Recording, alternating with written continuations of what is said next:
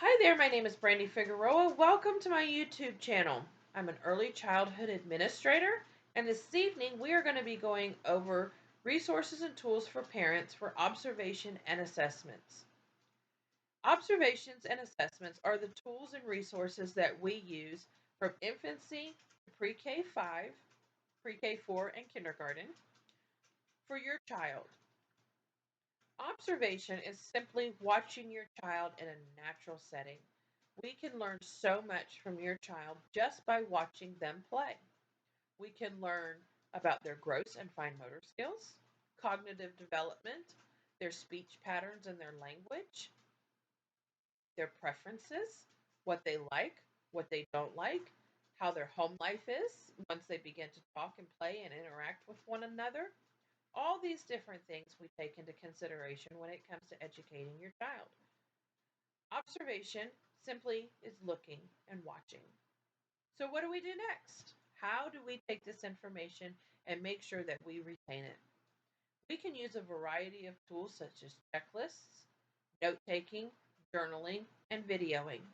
We build a portfolio for each child. Once a year, it is recommended that you do a parent teacher conference with the director or with the actual teacher about your child and their milestones. As a parent, do you have goals that you address and that you present to the teacher of what you would like to see your child learn while in a daycare facility?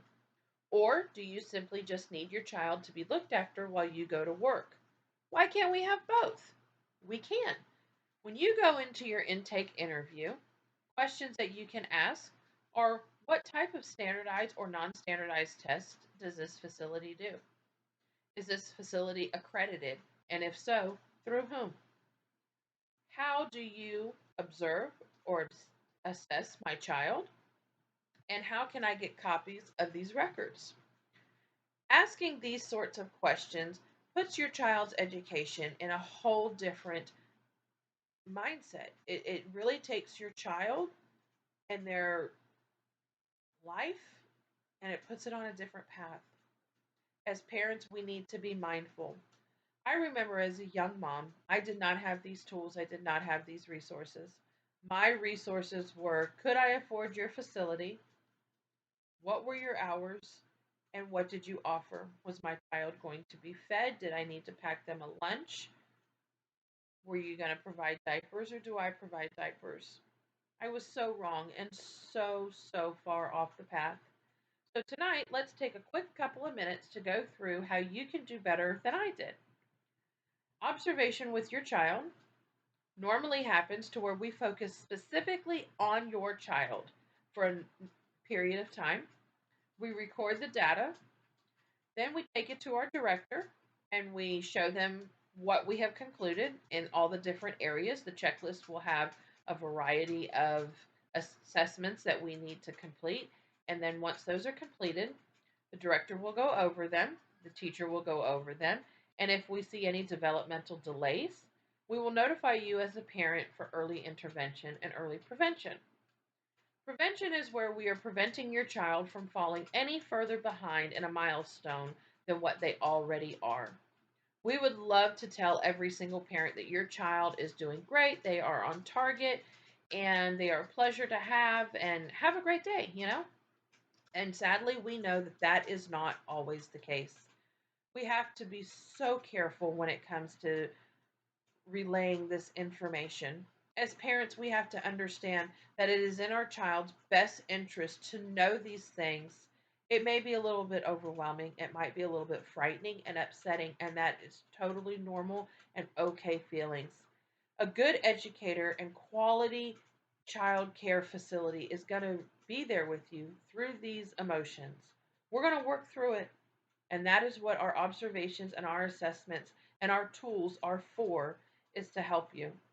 We have resources such as physical therapists, occupational therapists, and speech therapy for children that need it.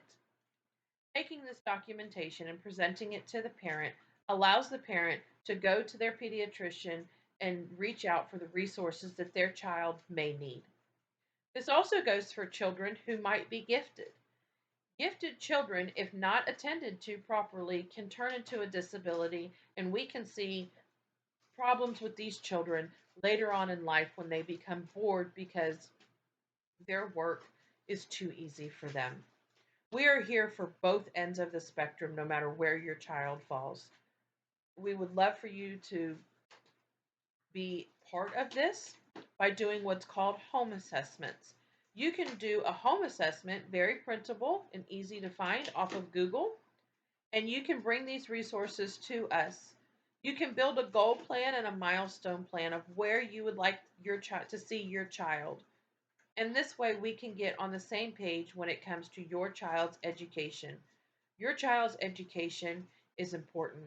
It is the only way that we are going to get your child where they need to be is if we work together. So I hope that this comforts some parents on understanding the very, very basics. Our terminology is definitely going to be different. Terminology could be, say, as an educator, we use DAP, developmentally appropriate practices. We want to know that what we are teaching your child is in the curriculum for their age group.